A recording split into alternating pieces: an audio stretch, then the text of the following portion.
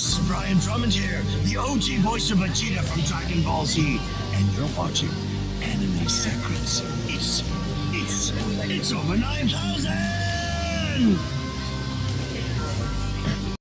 Toku Secrets is a podcast run by the Anime Secrets website. Check us out at animesecrets.org for more anime, video game, tokusatsu content. Remember to follow us on Spotify, Apple Podcasts, YouTube, or wherever you listen to podcasts today. Oh, yes! This is Goldar, and you're listening to Toku Secrets Podcast. Don't tune us out, tune us in! Welcome to Toku Secrets. Join us as we journey into the marvelous world of Super Sentai, Kamen Rider, Power Rangers, and many other tokusatsu. Get ready for the adventure of a lifetime. It's Morphin time! Link to the Morphin Quest. I'm Nathan Desai, the dazzling adventurer, Spoken Silver. I'm Patrick Allen, I'm Shinken Red. And I'm Ridwan Merchant, Gokai Red. And I'm Anthony Davis, also known as Curie Green. And we're Toku Secrets.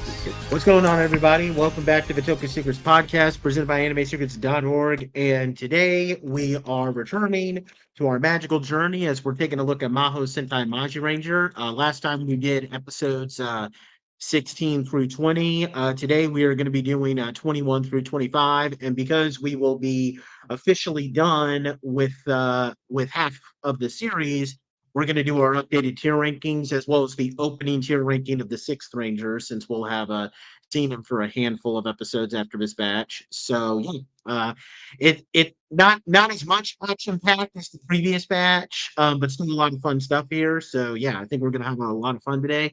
But before we do that, let's talk about the previous batch, just to recap, because a lot of stuff happened in the previous batch. We had an encounter with one of the Heavenly Saints, Lunagel. She was a moon-based Heaven Saint. She previously sealed away the Hades Gate, which was a gate that Inferja was trying to use to invade the surface world. And during that encounter, we had this big fight with Bronkin because the gate got released and Bronkin broke through. But then Lunagel escaped to Magitopia, and she sealed away the gate for good. And then the Magirangers, they were able to defeat Bronkin through their courage. And also Miyuki's spirit appeared, and she was able to briefly help her kids prevail. Now, we also found out a little bit more about the Magirangers' backstory, where they're the Heaven Saint so the Heaven Saint Blagel, he was the Magiranger's father, and he was sealed away into the underworld along with Inferja. So that's what we know about what happened to their father. Now, there was a big shakeup in the villain dynamic because Vancuria found this mummy body, and it was revived by Inma, and the mummy is actually Rigel. Rigel is a Heaven Saint who betrayed Magitopia. He basically joined Imma because Imma tempted him with the magic to fulfill his personal desires.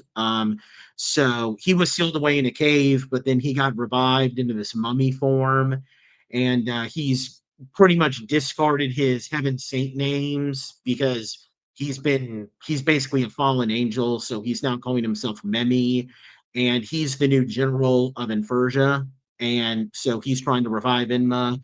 And meanwhile, on the Magiranger side, they found this Magi lamp, and with it, they found this magical cat genie called Smokey. He's a powerful genie who joined them. And then immediately after that, the Magirangers encountered Sungel. Sungel is another Heaven Saint. He with power over the sun. He sealed Rigel away and then turned him into a mummy. And he himself was turned into a frog, but then he got turned back to normal because Urara kissed him. And he also has this human form, and he has a gold armor Tinku Yusha form called MagiShine. So he's basically joined the Magirangers as both the live-in mentor and their sixth ranger, and they're also calling him Hikaru. That was a name that Houka gave to him. And that brings us to where we are now, stage 21. Let's go on the Magic Express. Go, Ludiro. This is a Makito-centric episode. the debut of a new form for him, and also the debut of Hikaru's personal mech. Pretty much the whole thing with this episode is that because Hikaru is kind of acting more as like a mentor figure to everyone, and kind of almost like a surrogate, like older brother. This causes Makito to begin to doubt his worth. There's a couple of things that happen here. We find out that Hikaru was trained by Blagel, the Magirangers' father, so now he wants to pass on their knowledge to him. Walzard, who disappeared after Bronkin's death, he returns in this episode. He's been reforging Bronkin's sword into one for himself, and he encounters Hikaru for the first time here. A couple of cool things here. We have the debut of Scarpet. It's a magic carpet that can fly, and it's basically the personal vehicle for Hikaru. We have the debut of the new Green Muscles form. It's this kind of silly looking, but just go with it. Muscular form for Makito. He gets exaggerated muscles and it enhances his strength. It was called the Mystic Muscles and Mystic Force. But more importantly, we get the debut of the Travelion Express. It's this magical steam train made of a steam engine, head train. It has like a diesel rear train. It has 4 passenger cars. It gets piloted by Hikaru and Smokey. It's powered by coal and steam. It can travel to other magical dimensions, and it transforms into a giant robot formation called Travelion, where head train forms the chest, rear train forms the head, and all the cars form the arm and legs. It can fire steam from its chest, release smaller train cars to wrap enemies in train tracks, and it can finish enemies off by absorbing monsters into its furnace and incinerating them from within, which is pretty cool. This was called the Solar Streak in Power Rangers Mystic Force. And just to briefly pause, I mean, we'll talk about this and we'll also talk about the episode, but what do we think about Travelion to begin with? I'm gonna start off because I know there's a rant coming at this point. Yeah, I know. So I'm gonna start off by saying this isn't the worst mech in Sentai history by any means. But with that said, I will add that this is a very oddly placed mech. Yep. Like, it's a train in a season of magic. And I sat back for like a little bit earlier trying to figure out, okay, so why would you give a train to a bunch of wizards? And then I was like, you know what? Harry Potter had the Hogwarts Express. That didn't make sense either because it's teleported to Hogwarts, but here we are with a train. So I personally don't mind it. I also want to say that I think the usage here where the train takes them to like a pocket dimension where they are like in a prehistoric time, that added something that Mystic Force did not have. And I think that's a really good addition that Mystic Force could have used a lot of to have enhanced the story more. Especially if we're trying to like bless out other characters, this would have been a great chance for Daggeron to been like, all right, you idiots, I'm gonna go drop into the dinosaur world and see what happens to y'all. So yeah, I think the Hogwarts Express was the main inspiration behind it. It probably was. And I mean, again, Probably. I don't think it's a bad thing. I think it's odd, but I'm not angry about it. Yeah. Pat, Anthony, y'all want to add on before I ring the bell? Well, I want to say that, you know what's really interesting is that, like, when I have first seen MagiShine slash Daggeron slash, Slur's Knight, Yeah.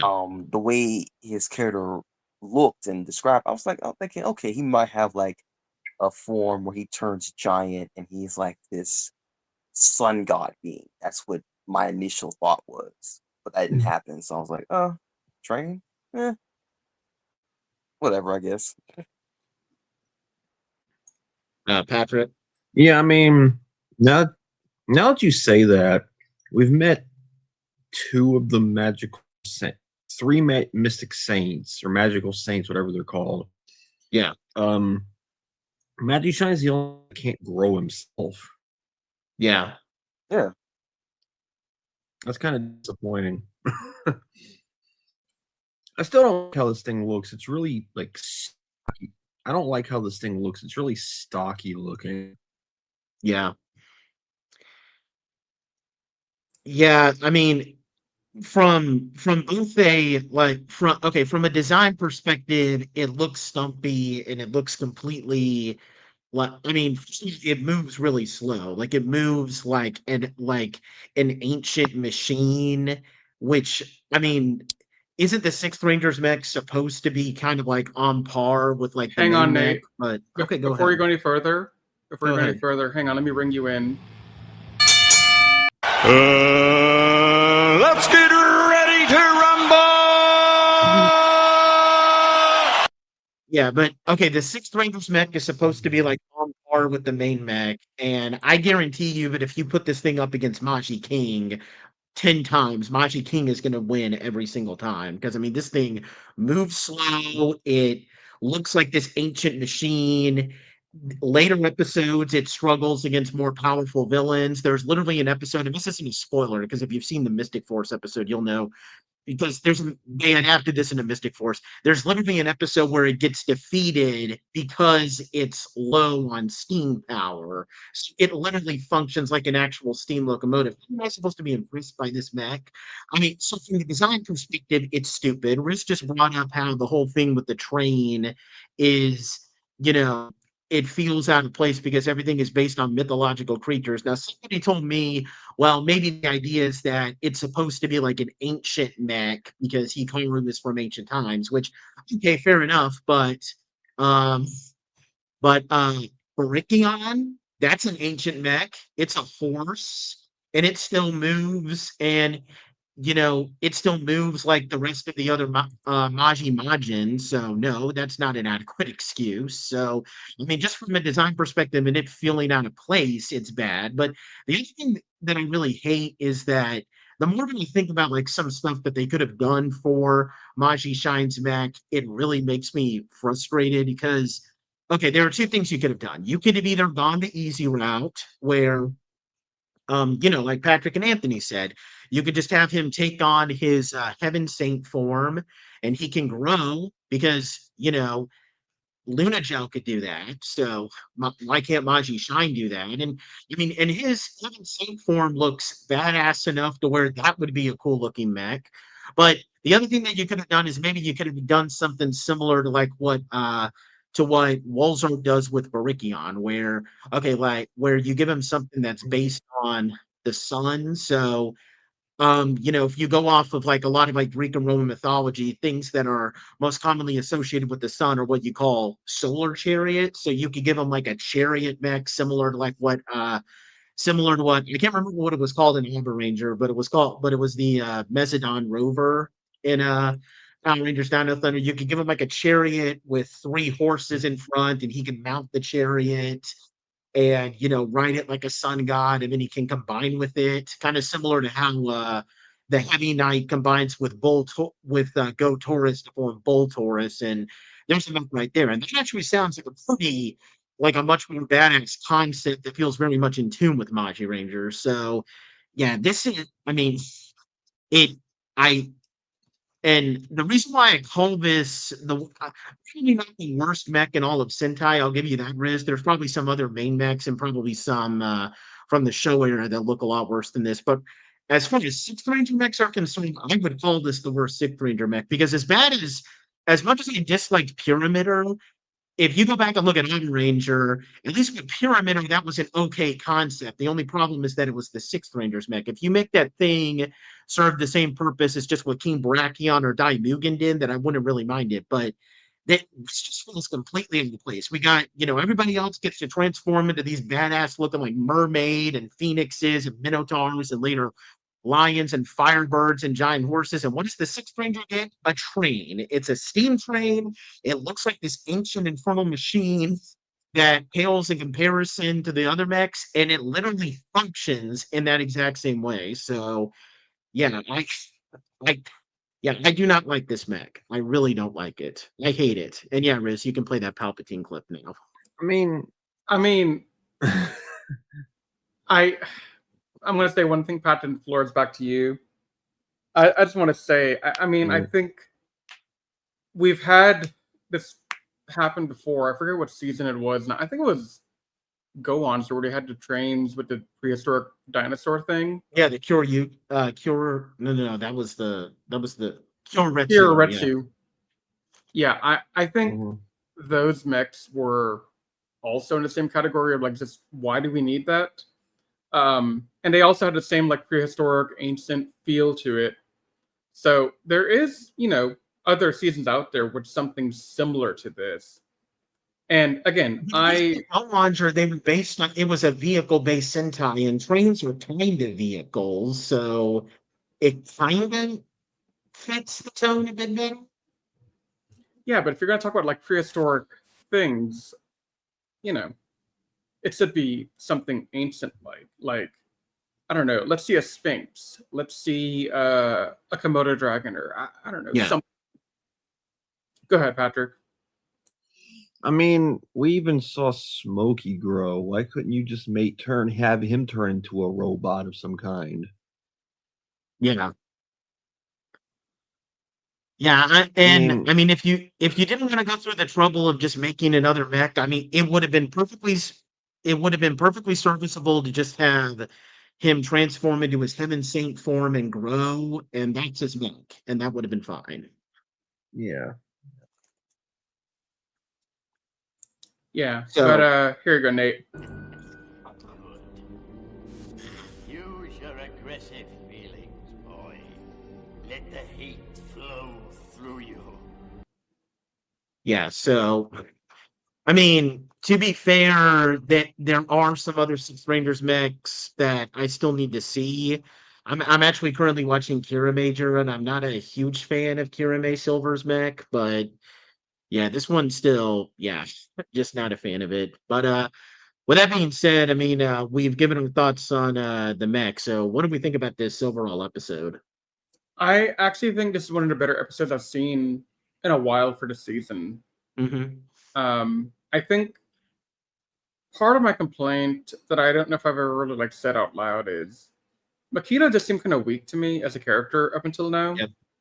And so having this episode kind of give him a way to grow and develop his character more, I think was a really good thing. Plus, I also like let me just drop you into prehistoric time because I'm a dick. Yeah. Though I will say, this is one where I would have appreciated a two-parter instead of a one-parter. It could have been a two-parter and been better. Yeah, I agree with that. that would have worked better. But at the same time, this episode is very much, your staple, like, new Sixth Ranger has a conflict with one of the main Five Rangers, after his debut episode. And I really like the dynamic that they put up with Makito, because it's always been part of Makito's character that he's the older brother, so he kind of feels like he needs to be a father figure to his siblings. Not just because their dad is gone, but now because their mom is gone too. And now you have Hikaru coming in and kind of, taking more charge. And it definitely makes sense, especially considering, Makito's probably had to fill this role for them for years, probably since they were all like at least teenagers. And now all of a sudden, here comes this new guy who's kind of, he's not that much older than them, but he's still kind of old enough to where he could be kind of like, another father figure, so it kind of makes sense for him to start to feel a little, not necessarily worthless, but just kind of replaced, I guess you could say. And not only that, but the last two episodes that we got revolving around Makito were, they're the two worst episodes in the season thus far. You had that episode where he was trying to have a cactus bloom a flower to impress a girl, and then one where he gets all worked up because Houka is engaged to this guy. So it's great to finally get an episode revolving around Makito that's not stupid. And not stupid in a good way. I mean, like stupid as in like this is a genuinely terrible episode. Mm-hmm. Yeah. Well, what I was gonna say earlier was that like the only the only cool thing about MagiShine's mecha is not even the mecha itself; it's the attack that it does. Okay, yeah, that But that attack is pretty cool. kind of like that it can just like suck you in and just blows you up in the furnace. That's pretty cool. Yeah. And I mean, like I said, I didn't necessarily that's on my favorite mecha, but I probably would if there was like a mall kit of it, I probably wouldn't build it. Yeah. But did you want to say anything about the episode itself? Oh, Bakio's is a good character. Still, I still like Magiranger. Like I said, it's been like years since I've watched it, and I still like it. I just need to just like keep watching it more and more. Just kind of get a feel Yeah. like, oh, I remember that scene. Oh, I remember that scene. But yeah, I think I probably think an 8 is probably good. Maybe an 8 or a 9, just because Makito's been a really good character. He's just been given some bad episodes, so it's great that he finally gets a good one. So either a 8 or a 9. Pretty much. I think that's pretty on par. I'll give it an 8. I was going 8.5. Okay, cool. All right, now we got stage 22, a date in Kyoto, Luma Goludo. This is a filler episode, which is a Houka-centric episode where she brings Hikaru to Kyoto because she's trying to revive a lost family memory.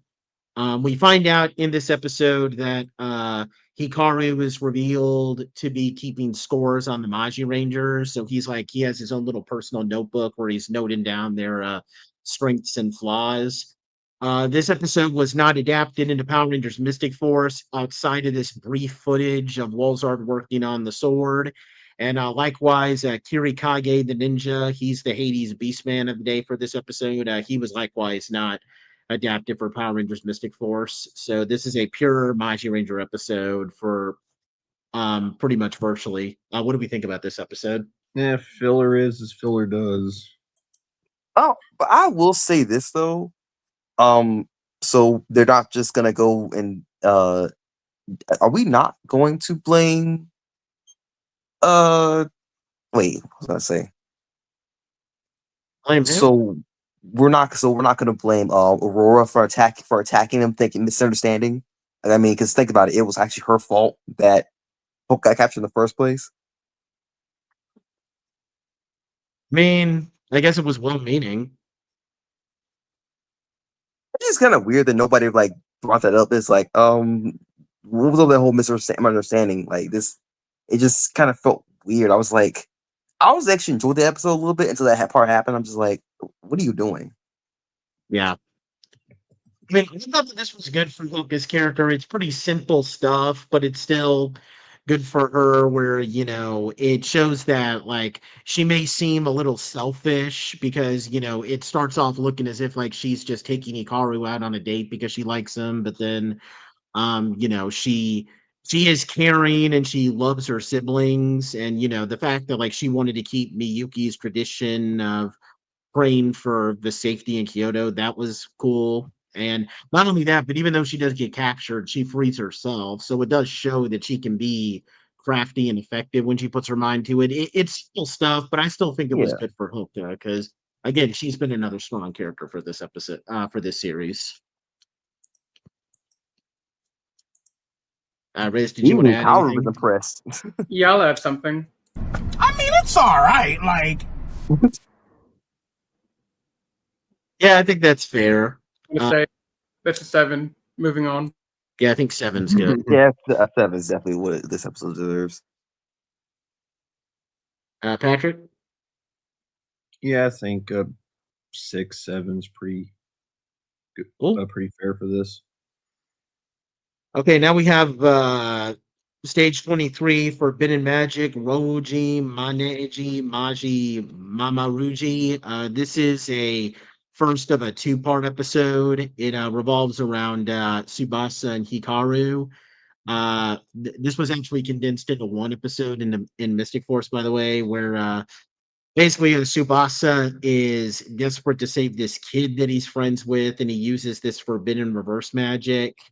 We find out that there was this heaven saint named Chronogel who created a spell that would allow people to rewind time, but it was deemed too dangerous due to the effects it could have on history. And a curse was put on it where Chronogel was sealed away. And Tsubasa tries to use this magic so that he can find the latest Hades Beastman, Bell, B. Reggie the Incubus. He's cursed Kota, this kid he's been teaching how to box, and he becomes weakened and his soul is stolen by the monster, leaving this massive black hole in his stomach. And we'll talk about how this resolves in the next episode. But the only other big thing is that Walzard reappears in the underworld. He basically rejoins in Persia, but it's clear that he and Memi do not like each other. But we got plenty of episodes to flesh out that plot, so no need to talk more about that right now. What do we think about stage 23? Let me how I put this.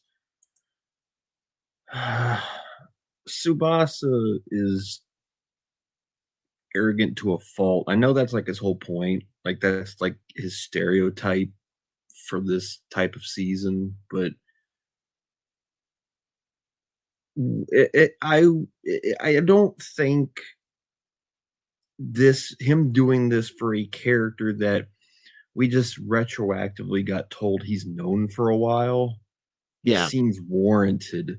Like if this happened to one of the other members of the team, I could maybe understand him going to such drastic measures, but does it feel like he's kind of overreacting to what happened here? I think I could kind of agree with that. I mean, maybe if you kind of tried to say more, but like he would like maybe not necessarily Kota, but maybe if like you started the episode off with like establishing that he had been teaching this class for a while and maybe it was a big group of kids, you could probably just interpret it more as like him just trying to help his students in general. Like maybe just make that slight tweak to it. Because that could be a bit more believable, but or have him be like Kai's love interest, have him be a character that we see like every so often throughout the season, so we kind of grow attached to this guy. But I don't know, this whole like thing just seemed forced to me. Honestly, the whole thing with Kai's love interest probably would have worked a lot better. And not only that, now granted in the next episode, this becomes more about Hikaru than Tsubasa, but honestly, if you replace Tsubasa with Kai in this episode, I don't think anything would fundamentally change the episode. So it probably would have worked better if Kai was the central and he did it to like help Yuka. I think her name is Yuka, but yeah, well, yeah, but I mean, that's just how I look at it. I mean, even with that, I still enjoyed the episode. I can't, correct me if I'm wrong, but did we already meet Tsubasa's I guess boxing coach or the owner of the boxing place, or am I misremembering things? We met the boxing coach, I think, in like that one episode where they were teaching Kai how to box, but not the kid. Okay. So it's not quite as bad as it's not quite Georanger bad with some random kid because the episode is at least about Tsubasa, as opposed to if this was a Georanger episode where it would be more about the kid than Tsubasa. But yeah, still having the random kid does kind of take a little bit away from the weight of it. Yeah. But after rewatching this episode and then going back and like looking and remembering what happened in Mystic Force, Chip, why, dude? Tsubasa's making you look ridiculous because, for one, if people have not watched this episode, it was the Soul Spectre episode, I believe, and in that episode they were fighting the same two creatures in that one. The only difference is that what happens to Chip is that he finds this random bottle and just opens it up out the blue. Like, why would you do that? Yeah. Yeah, I think there's no other character I could think where it could work better unless it was Kai with Yuka, because the only other example is Makito with that Emiko woman, but let's be honest, if bad stuff was happening to her, we would be cheering for that because that woman is a terrible You know what? person, to say the Yeah. least. So but yeah, Riz, did you want to add anything here? No, I think Patrick summed it up fairly well. Yeah, I don't have too much more to add beyond what we've already said. I think the next episode I like the next episode a bit more, but yeah, I can agree with Patrick here that with the stuff with like Kota just feels a little too superficial. I don't think it's enough to make it a bad episode, but I probably say it's about a 6 because of that.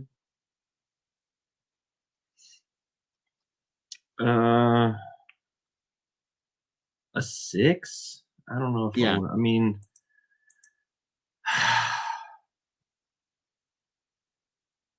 yeah, I'll give you that. I'll agree with that. I'll go with that too. I think I'll give it a 7 because, like I say, if it because the character motion was the emotions of the characters is what really gets me. It's not really the fact that it was some random kid. It's just that when the character like needs to like act, that's really what I was going for. Like I'll give it a 7 just for that. Yeah, fair enough.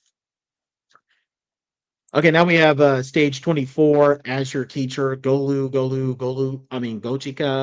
This is the second of the 2-part episode where Hikaru ventures into the land of Chronogel. He's desperate to save Tsubasa. Now, at the beginning of this episode, Hikaru gives the Magirangers rings that belong to the 5 ancient wizards, the heaven sent people that they get their powers from. They act as protective charms. And these rings are going to be very important over the next couple of episodes, especially in the next batch that we're going to be reviewing. So just remember, so everybody who's listening, please keep the plot point that they get the rings in the back of your head. So Hikaru goes to the land of Chronogel. He has to obtain the staff of forgiveness on top of a mountain as in order to free Tsubasa, and he gets confronted by Wolzard when he finds the staff. But then Tsubasa follows Hikaru to the land. He tells Hikaru not to risk his life for him, but Hikaru refuses because he looks at Tsubasa. He says, like, you're one of my students. You're my responsibility. I need to protect you. And ultimately, he defeats Wolzard. He gets the staff and uses it to heal Tsubasa. And then they're able to defeat the 2 Hades Beastmen of the day. And the episode ends. Hikaru acknowledges that he and the Magirangers are equals because he learned that teaching isn't so simple as he thought it would be. And basically, he and the Magirangers are kind of learning together. Like, he's teaching the Magirangers more about their magic and everything, and he's basically learning to be what Blagel was to him. So it's kind of like they're teaching each other in a way. But yeah, what do we think about stage 24? I like this episode for Hikaru because he put himself in this teacher role, and we haven't really had a chance to see him, I guess, struggle very much so far.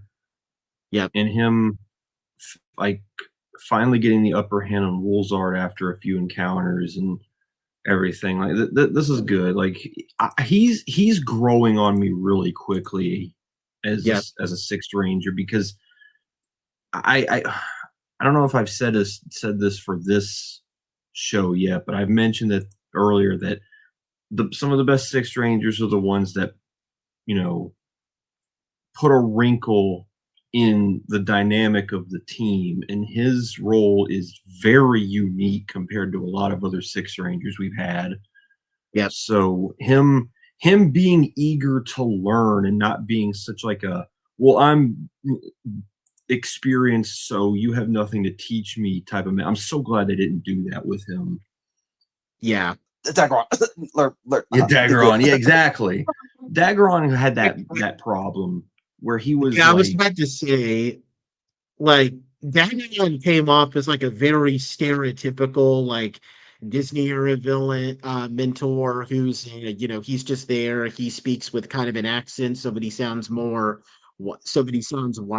and he's just constantly talking and like very pretentious language, like he's trying to sound like Yoda. Like there was no character to him. Whilst with Hikaru, they're actually giving him kind of an interesting dynamic because he's technically older than the Magirangers, but he's younger than the other Heaven Saints. So it's like if the Magirangers are teenagers, then he's probably like just barely legally, he's barely legally an adult, like in his 20s or something like that. So he's having to learn. He's a mentor who's kind of insecure, I guess you could say, because he's never done this before. So it gives him an interesting edge as a mentor. Yeah. Yeah. It's kind of, I don't want to say I don't know. And I guess what makes him a cool mentor, now granted that this isn't a perfect analysis, but I guess it's kind of like similar in like the age difference with like RJ and the Jungle Fury Rangers, where RJ is very clearly not as old as some of the other wiser masters like Mao, Finn, or Swoop, but he's also older than the Jungle Fury Rangers. Now, granted, Hikaru is not the same as RJ, but it's kind of that kind of cool balance dynamic, and that's something that I really like. And yeah, I'm glad that they gave him a lot of personality here, because when they adapted this into the Mystic Force episode, it was mostly about Chip just being upset that he couldn't save these people, and then he cursed himself. It was mostly a Chip episode, and then at the end of the episode, Daggeron says he's going to train Chip on how to be a knight, and Chip gets excited. And if you're wondering what became of that, good for you. Nothing. Absolutely nothing. Riz, did you want to add anything? Yeah, I think it's a really good episode for Hikaru overall. I had some meh moments with Hikaru up until now. Like he had some good moments, but also I was like, okay, I'm not truly connecting with you. But this is like where I'm like, okay, Hikaru is finally coming to his own, and I can kind of start to see the development that I would expect to see from a Sentai of this level. So, yep. Overall, I like where we're going with this. Yeah, and this may be high praise, but this may be a little too high, I fully admit, but I just think that Hikaru, like, Tsubasa's stuff was fine, but the stuff with Hikaru, like his whole story where like he's determined to where he'll risk his own life and fight Wolzer directly just to protect his students, like that this shows how determined he is to like take on this new role. And then he also admits that like even though he's a Heaven Saint, he's not perfect and he still has a lot to learn as a mentor. I feel that that's very deep stuff, and it creates an interesting dynamic to the point where, and I know this may be too high, but I would personally give it a 9 just because I think Hikaru was really great in this episode. No, that's what I was gonna give it to. Yeah, same. This is the kind of episode I want to see from a Sixth Ranger. They bring something new and unique to the table, and I want them to make themselves come off as a memorable character. The best Sixth Rangers have moments like this, and he finally got his moment. So yeah, to the point where if we were to like do, we might do a comparison between this and Mystic Force, maybe, but if we put this guy against Daggeron, he's already probably going to kill Daggeron in that fight. Yeah. So, it's not even a fight; it's a slaughterhouse. Yeah. Anthony, what did you want to give it out of 10? I'll give it a 9, actually. Okay, cool. All right, now we're going to move on to a stage 25, the last episode of this batch, Stolen Courage, Garuma Majiro. We are going to end it here, although, okay, they say in the Sentai Wiki that this kind of starts a story arc, but it's a little flimsy. That's why we can end it here. So these are technically fillers, but the next 5 episodes still do kind of play a part in what's going to happen in the next batch. But this is a Kai-centric episode where he loses his ability to transform because the latest Hades Beastman steals his courage. So Hikaru reveals that the rings that he gave to the Magirangers, like I said, they previously belonged to the 5 ancient wizards, and those 5 had a strong bond, just like the Magirangers, and they became what we call legends, which are basically beings with great magic power, and Kai, even though he loses his courage, he fights on and he regains his courage through his own strength. And because he was able to find courage even when he lost it, this is how Kai takes his first steps toward becoming a legend. Because we see his ring shine. Now, this episode was not adapted for Power Rangers Mystic Force. They took brief footage of Memi and Wolzard confronting MagiShine, but yeah, this was not adapted. And likewise, the Hades Beastman of the day, Gaston. No, not the Beauty and the Beast villain. Just for everybody clear here. He was also not adapted for Power Rangers Mystic Force. So yeah, what do we think about Stage 25? Correct me if I'm wrong here, but wasn't the fight between Red and I guess in the Power Rangers version, didn't they use a little bit of that footage in the Power Rangers Mystic Force? Or am I tripping? It might Not have everything been. off. It might have been in that clip show episode. Because that was the episode where they used that footage, so possibly, but that's about it. I distinctly remember Nick fighting against I forgot his name already. You talking about Memi or Wolzard? Well, I'm talking about the Power Rangers version of this. I mean, Oh well, they said that the monster wasn't in Mystic Force, so no, I mean like I remember I'm trying to remember the general's name, but I keep forgetting. What Mimi's Imperious. Yeah, Imperious. Yeah. I don't think so. I don't remember that. No, I definitely remember he was definitely fighting him in that episode too. In that clip show episode. I remember they fighting. Yeah. Yeah. Yeah, go ahead, Patrick. I think this episode is I like this because what's Kai been most known for? Being unquestionably like brave and courageous to a fault, and to take that away from him, it really put him in it took him out of his element.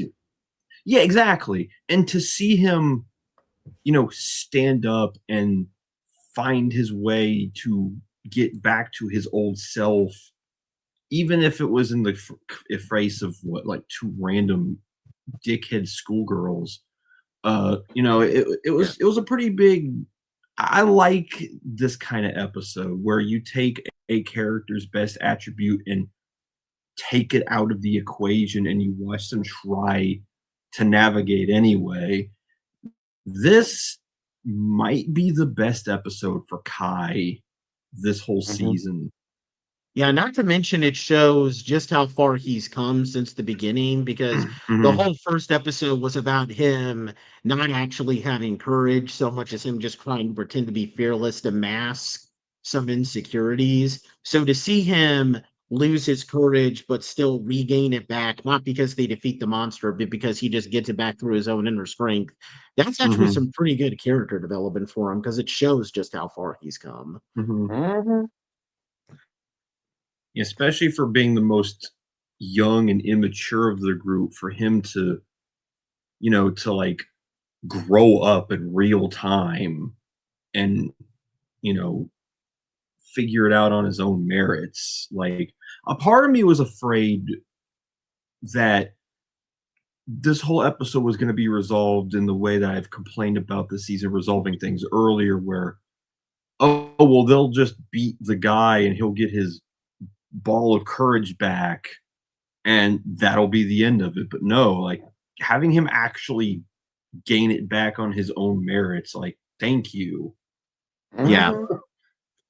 And I like how they're kind of subtly, now I can't go into much more details until we do the next batch, but like they're kind of subtly starting to imply that like Hikaru is implying that the Magirangers are going to go through a trial of sorts with these rings, and this was kind of Kai's trial. Now, granted, you can't say it was a trial because it's not like Hikaru put him in that situation, but it's like this situation came along, and this was Kai proving that he is powerful in his own personal way, based like this type of episode was tailor made for Kai, because if you replaced Kai with Tsubasa, it probably wouldn't have worked as much. No.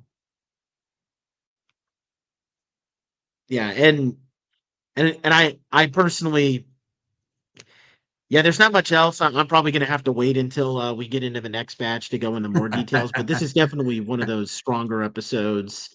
And I agree with Pat that this is probably Kai's best episode, which is, I mean, fitting. I mean, he's been a great character, but still. Yeah. I probably think, well, Riz, did you want to add anything else? No, I just want to reiterate that I think this is a great episode for Kai. Seeing him out of his element, struggling, and I think this batch episode really is starting to give some character detail that I've been lacking so far. So yeah, I'm glad to see the season taking our characters more seriously, because I was kind of worried in the beginning, like, are we going to get anything good out of these guys or no? Well, the next batch of episodes, for better or worse, are going to give the other people good stuff. So it's not just going to be Kai centric, thank God. Unlike the Power Rangers version. Yeah, why do I feel like this is going to be similar to the Kaku Ranger scroll mini arc that we had halfway through, where every character kind of had their own dedicated episode where they found the scrolls, where they varied in quality. Okay, well, you know what? Okay, off the record, Patrick, I'm not going to say that. All I'm going to say is, like, based on this next batch, you're not entirely wrong, but I'm not going to confirm anything. So, yeah, just pretend I didn't say anything. Yeah, because while that mini arc in Kaku Ranger was really good, they weren't all good episodes. Oh, it's going to be okay, I don't think it's going to be entirely the case with that, but the quality isn't always going to be like as great as this one. Yeah. Okay. Yeah. But yeah, I think this is probably like an 8 or a 9, I think. No, this is a 9. Easy. Yeah, it's a 9. Yeah.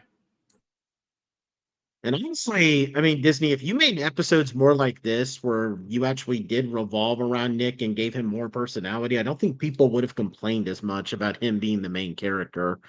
But, that's none of my business. Yeah. Like, literally, how to fix Mystic Force, just throw Kai's personality onto Nick, and the season is fixed for the most part. Yeah. Yeah, that's another one. If we ever did a comparison between this and Mystic Force, Kai would... Let's just say that there'll be a lot more red on Nick's suit, but it's not a natural part of his suit. It's his blood. So... Ooh. Yeah. Anyway, so yeah, now that we've gotten through these episodes, we're gonna do what we do when we finished the middle of the season, because 49 stages, so we're kind of just barely by a hair, a little over halfway done with this series. So yeah, do we want to make any more comment? I mean, we kind of talked a little bit about how Memi is more of an interesting villain compared to Bronkin, but did we want to add anything for this within this podcast before we move on to the updated tier rankings? Not really. Okay. No. I think the most interesting part of the villains in this season is Woolzard's kind of all over the place with what he's doing and like where he stands with everything. It's kind of interesting to see what he's going to say and do next, because he's like, he's not consistent, and it makes him fun to watch. I'm curious as to we all know who he is and what he ends up becoming later, because we all know Mystic Force ripped that right out of this. But I'm curious as to how it's going to differ from a Korag in the long run. Yeah, okay, fair enough. All right, so let's move on to what everybody is mainly probably interested in here with this batch. Let's move on to the mid-season tier rankings, where, I mean, I think... Ow! What's up? That hurt my ear. Okay, so I can't remember what we did for everybody else, although I do know that I think the lowest, I think some people gave Tsubasa a C, but yeah, well, I mean, you guys can, everybody who's listening, you can go back to watch the first batch and just remind us on that. But yeah, let's start off with Kai. Where do we want to tier Kai up at? If I remember correctly, he was a B last time, but I think he's getting closer to a low A, high B. Yeah, so that's where high I put B him. High B is about where I would have him. He's not quite on on the as well. He's not quite on the level of, like, let's say Sasuke, but he's just under him up to this point. Yeah, he's high B, but he can make a case for low A by end of the season, I think. Mm-hmm. Yeah. Yeah, I always did like Kai. I was a little, but I kind of forgot just how awesome he was. I mean, to the point where I did kind of think that Riz might actually find him. I did actually think, I was telling Riz, like, this when we were meeting for the previous Ranger Stop and Pop, that I was afraid Riz was going to dislike him. But no, I forgot how awesome he was. So yeah, I think Kai B, although he does have potential to make it into the A tier by the end, but I think Kai B is good. It's like you keep telling me things that you think are going to be true, and I'm like, dude, you're wrong about half of the stuff you're telling me. I know. I said you were going to hate Hikaru and Gingaman, and because I thought I hated him, but I was wrong about how we both felt about him. You were also wrong about how I felt about Sosuke, and I'm like, dude, Sosuke is one of my favorite grids. I mean, I always personally liked Sosuke. I thought that maybe you would like him. Like, I think it was everybody in the general Sentai fan base that would probably say you would hate Sosuke. Because those people like Sosuke, but those people hate Sosuke, but they like John for God knows what reason. So, yeah. Anyway, Tsubasa. Yeah, well, Anthony. Well, hold on, Anthony. Where do you want to put Kai? Say again. Where do you want to put Kai? I think I said B. I think I said B is on with y'all, right? Yeah, you did. Yeah. Okay, cool. Now we can move on to Tsubasa. I think out of all the characters from our initial, like, reactions, he's the one that's grown the most on me. He was probably my least favorite early season, but they've done a lot more with him over the last, like, 10, 15 episodes that have really warmed me up to him. Yeah. Is it weird for me to say that he's a B tier yellow at this point? No, I think that's where I'd put him as well. Okay. Yeah. Yeah. I mean, even if the episode where he was kind of, overreacting because of the kid was not the best, I still think that he's become a decent character. Yeah. Where, he's where they're making him out to be this older brother that can't, the sibling that can't stand to be around his siblings, even though he loves them, because, as the old saying goes, sometimes the people you love are the people who annoy you the most. And I think that perfectly encapsulates who Tsubasa is. So yeah, I think B is good. And I think he could probably bring up to A. I can't really remember. Like, it's been a long time since I've seen this, so I can't remember how how the last half is going to play out entirely. But he could make it to A. Although I still wouldn't say that he's anywhere. Although at the end, I still don't think he's going to be able to make it on the level of, like, Himeno or Domon or anybody. No, but he's good enough. But yeah, Anthony, you absolutely love Tsubasa. So where would you put him as of right now, without taking the rest of the series into mind? I still would put him in B as well. Okay. You know what? Initially, I did not like him as much at first when I first watched the show, like a long time ago. But, like, looking back on it, it's like I can see why I didn't like him at first, but now I'm like, now with context, I know how his character is. I'm like, yeah, I like him. He's a good character. Yeah. And Riz, did you already say everything you needed to? Yep. Okay, cool. Now we can move on to Urara.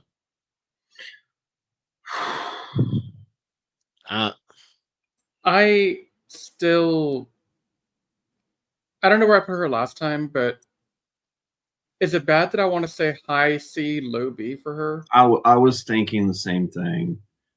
When she has her moments, she's really good. It's just that she feels neglected by the writers. Yes, exactly my complaint.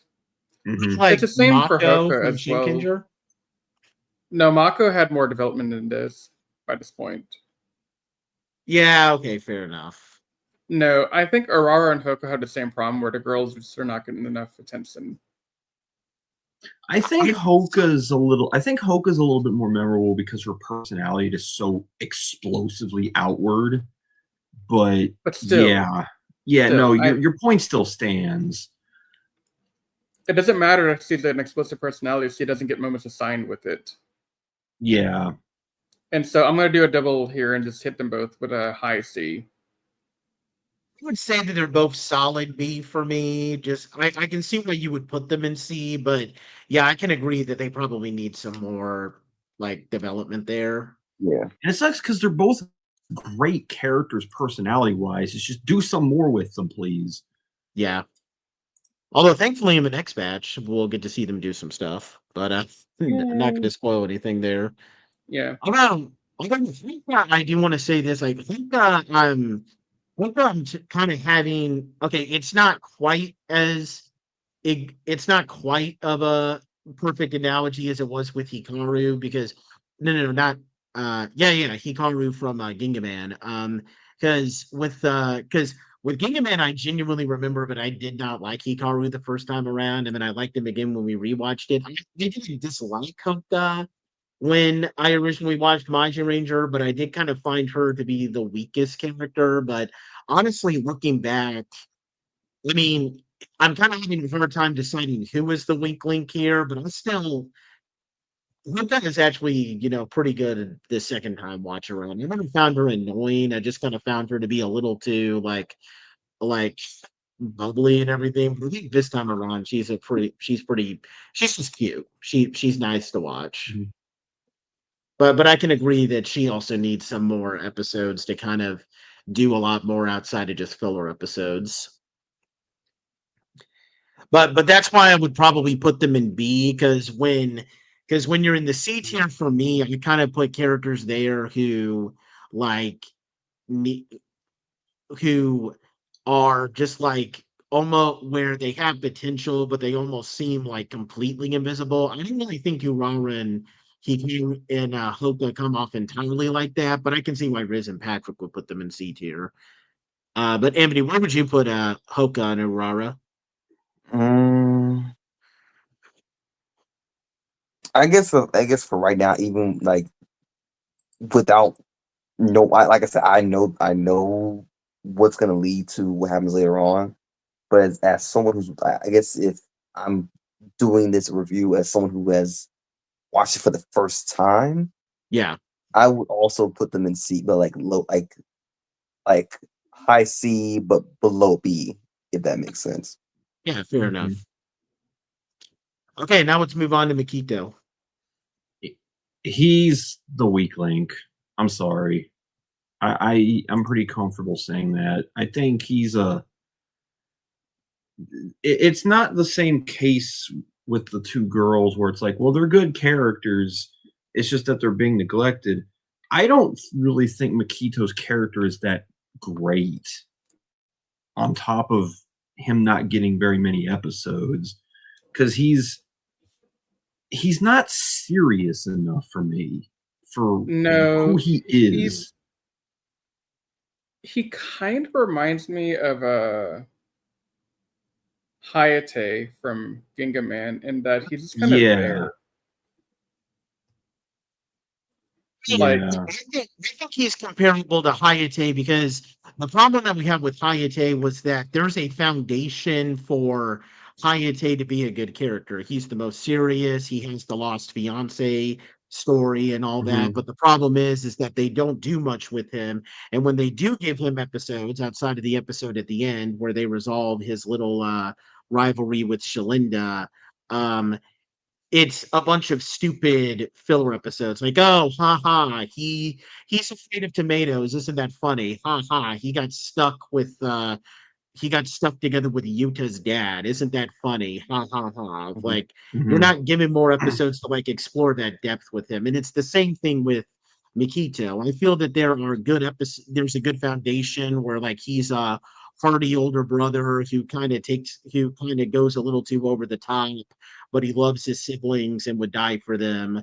But the problem is that outside of the episode with Hikaru that we had in this batch, every episode that we've had revolving around him has been some of the worst episodes of this series. Like, you have him hopelessly pursuing a relationship with this woman who's a horrible person, and yet, even though we find out that she's a horrible person, Makito still just doubles down on her feelings for her. Like, come on, man, have some self-respect. Come on, buddy. And then you have that stupid episode where Houka's trying to rush into marriage, and then he's just going all over the top saying, "I can't accept this." Like, could we get some better episodes around this guy? It literally is like a carbon copy of Hayate, right down to the Ranger color. I think Hayate is better because yeah. I don't like Makito's inherent personality. Like, he feels like a mentally shaky person. When Hayate, he felt more stern, and his character felt more focused, regardless of the lack of attention given to him. And it makes Makito feel more like a background character. Because for being the big brother, why does he always seem to be the one with the least amount of dialogue? Yeah, that is true. Like, I felt Hayate had a fair amount of times where he stepped up and said something. So yeah, and even with Xander, I mean, I know that one of the reasons why I call Xander my favorite Mystic Force Ranger is that even though Mystic Force did predominantly focus too much on Nick, Xander had a very big personality to the point where even in episodes where he might not necessarily have been written to stand out, he was able to stand out because of the personality that he had. Even in episodes where he doesn't necessarily do anything, you get the feeling that he's doing stuff. And right down to the point where, even though I don't think that the writers may have intended it for it to be this way, Xander has kind of a story arc, because in the first couple of episodes, he's just this arrogant guy who only cares about himself. And then, we get an episode where he learns to not be so judgmental by people's appearances when he gets turned into a tree. And then in later episodes, we're seeing him be a bit more supportive. Like, we have the episode where, Madison is feeling all down because she doesn't think that she's contributing to the team. And Xander is the one who's being the most vocally supportive of her. Like, he's saying, like, Maddie, come on, that's ridiculous. You've done a lot of great stuff. Like, stop being so hard on yourself. And then there's that episode where he gives Nick a pep talk when Nick is getting all upset after they lose their powers to that 10 terror. So Xander, even though I don't think the writers intended to give him an arc, came off as if he had an arc. Makito just feels like he's in the background. Yeah. So, yeah, I still, because he has a clear personality and I know who he is, and he's not as annoying as like some of these other people, like probably like Gunpei. If we're talking about people from this same category, I'd probably say that Makito belongs in the C tier. Yeah, Probably low C, but yeah. I'm going with C as well for him, definitely. Yeah, for sure. Okay, now let's we don't have to talk about the previous one here because this is when we did the previous tier rankings, we did Miyuki, but she's been kind of out of the picture for a while, so we don't have to update that for now. But we are gonna instead replace it with the opening tier ranking of another ranger, or 6th Ranger Hikaru.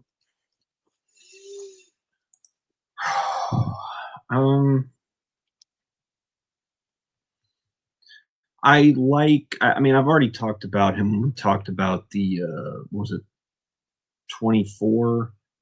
Yeah, Um, yeah, I like his dynamic with the team, being a mentor, and his willingness to grow and to learn alongside them and everything. It gives him a unique feeling compared to a lot of other Sixth Rangers. I want to see more of him, and yeah, hopefully they keep him on this track because personality wise, I kind of wish we could see a little bit more, I guess, like sternness from him. He's a little bit too calm headed for my liking, given yeah. who he is and what he's trying to do and everything. But I want to put him in the B tier initially on the principle of I could see him skyrocketing up this list really Yeah. fast. I had that concern in the beginning about him being a little bit too calm, but I Mhm, honestly like it the more I see of it. So I'll mhm, see your B and put him at an A because I think he's definitely a very big step up from his American counterpart, Yep. and he's got like he gives people lessons without really being a dick about it, and he's kind of more organic in like how he teaches them, which I yes. think is great. He's more like a Mhm, friend, more like a peer, but we all know he's, you know, awesome. mhm. So I'm gonna start him at an A tier and see what happens. This Okay, might good. be good for me just because I mean, the only comparison I can think of him, and even then, this is a very like it is not the best comparison at all, but in a way, I guess it's kind of similar. Is that he's kind of like RJ, not in the sense that his personality is like RJ, but more of it like much like how RJ was a very unique mentor for Power Rangers at the time. Hikaru was also a very unique mentor in Mhm, his own personal way. Because with RJ, all the mentors before RJ were just all these like, people who just speak in riddles and try to talk as if they're trying to be like these Yoda knockoffs and all that. So to see RJ kind of have this hippie surfer dude personality was a big breath of fresh air. And here's Hikaru. Now he's not acting like some hippie surfer dude guy, but he's not acting like this stern, like never smiles, never gives anybody compliments, just somebody who's just a complete like who's just completely flirting them all the time. Like he's someone who he was a student himself not too long ago, so he's trying to learn how to be a mentor, and he's trying to be, but he's also trying to get down with the Magirangers on a personal level by saying, I'm not just your mentor, but I'm also your friend because, and I'm also you know, kind of a member of the family because, much like how you guys were the children of Blagel, I was also trained by Blagel since I was a kid. So he was kind of my father as well in a kind of weird way. So it again, I know that like the RJ comparison probably it's not a perfect comparison, but hopefully you guys can see what I'm trying to say. Yeah, no, definitely I mhm. see it. Yeah, I think High B is good. Um, I don't, based on what I remember happening, I don't see him at all rising to an S tier, but I think he could be an A tier at the end. Because honestly, the more you think about it, this guy is a very unique Sixth Ranger, both at the time and even Mhm. today. Because I don't really remember that many Sixth Rangers being mentors. We've had Rangers who are mentors, but it was like with Asuka in Abba Ranger, where I mean, he's technically considered part of the main team, and then I guess Doggy from the previous Sentai and Deca Ranger, but he's not a sixth Ranger. So yeah, it's kind of cool how yeah, I think this is the only Sentai sixth Ranger who's actually the mentor. And the more I think about it, that makes him a very unique character. Mhm. And not to mention, it's kind of ironic how shortly after this Sentai finished airing, his actor retired from acting. And what does his actor do now? He's a teacher. Isn't that so ironic? Yeah. But yeah, Anthony, you want to add anything about Hikaru before we wrap up here? uh, I'm still enjoying him. He's, Yeah, I think Patrick said it best that like him being so like calm is kind of like unnerving a little bit, but it's like I guess they probably do need someone like that because they've been pretty much doing their magic stuff for like months without really anybody. Their mom like literally like died in the first two episodes, so it's like they need someone to guide them, and I guess this guy was like the only one that can really like do it for them. Yep. Where would you tear him up again? I think that's it. I think A. Yeah. Okay. Cool. All right. Well, that wraps up the tier rankings. Do we have any more closing thoughts before we wrap up here, guys? Yep. No. Okay. Cool. I guess all I can say is that Magiranger is continuing to do pretty good, but this is just kind of a calm before the storm, because in the next batch we're going to have some pretty cool stuff to talk about as well. Now, when we return next time, we are going to be doing one additional episode up to 31, because we kind of got a bit of an extended story arc there. So yeah, we hope you guys will definitely join us for that. Definitely, please feel free to join us as well for our future Go Juger episodes, and we're also going to be taking a look at some of the fan base production stuff as well. We're going to try to hop on Beast Hunters once Zenith Films releases that, as well as taking a look at the rest of the Megaforce project stuff and the audio drama that's going to be coming up very soon as well. So yeah, we got a lot of stuff planned for you guys well into 2026, and we hope you guys will join us for all of that. But until then, bye for now. If you enjoyed listening to the Toku Secrets Podcast, please check us out at animesecrets.org and follow us on all our social media pages such as Twitter, Facebook, and Instagram. And also feel free to check out our other podcasts, including Anime Declassified and the Jedi Squadron. You can also leave us any feedback you'd like to offer us directly on our website. If you're listening to this on Spotify or iTunes, we thank you so much, and please leave us a rating out of 5 stars. If you're watching this on YouTube, please subscribe to our channel if you're not already subscribed, and leave any comments down below, as we love to take the time to read comments left on our channel and give our fans, shout-outs. If you have any seasons of Super Sentai, Power Rangers, or other tokusatsu shows that you'd like for us to check out, please don't hesitate to say so in your feedback. With all that said, we thank you so much for taking the time to listen to our podcast, and we will see you next time as we continue our never-ending journey through the world of tokusatsu. But until that time, you all stay safe, we love you, and may the power protect you.